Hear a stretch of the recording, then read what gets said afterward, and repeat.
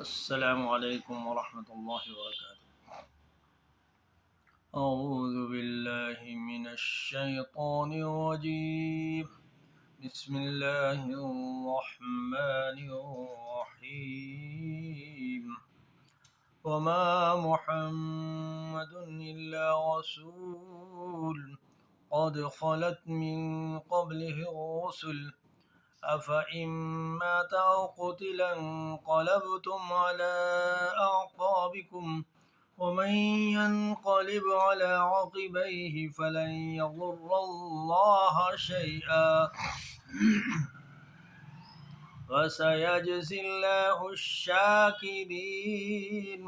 وما كان لنفس أن تموت إلا بإذن الله كتابا مؤجلا ومن يرد ثواب الدنيا نؤته منها ومن يرد ثواب الآخرة نؤته منها وسنجزي الشاكرين. وكأين من نبي قاتل معه ربيون كثير فما وهنوا لما أصابهم في سبيل الله وما ضعفوا وما استكانوا والله يحب الصابرين. وما كان قولهم إلا أن قالوا ربنا اغفر لنا ذنوبنا وإسرافنا في أمرنا وثبت أقدامنا وانصرنا على القوم الكافرين فآتاهم الله ثواب الدنيا وحسن ثواب الآخرة والله يحب المحسنين.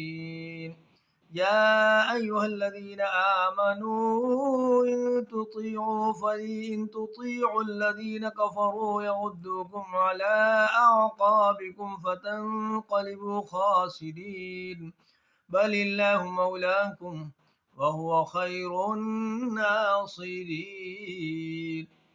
سنلقي في قلوب الذين كفروا الرعب بما أشركوا بالله ما لم ينزل به سلطانا ومأواهم النار وبئس مثوى الظالمين.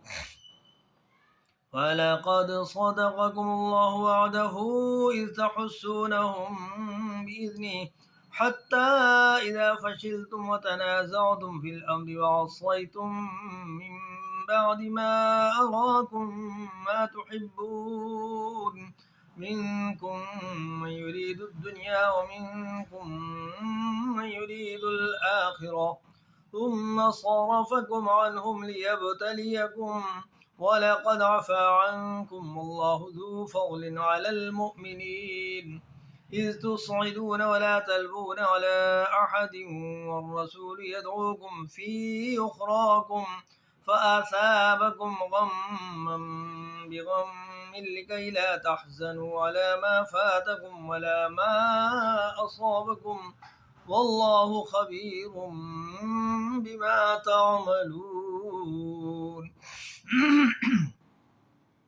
ثم أنزل عليكم من بعد الغم أمنة نعاسا يغشى طائفة منكم وطائفة قد أهمتهم أنفسهم يظنون بالله غير الحق ظن الجاهلية يقولون هل لنا من الأمر من شيء قل إن الأمر كله لله يخفون في أنفسهم ما لا يبدون لكم يقولون لو كان لنا من الأمر شيء ما قتلنا هاهنا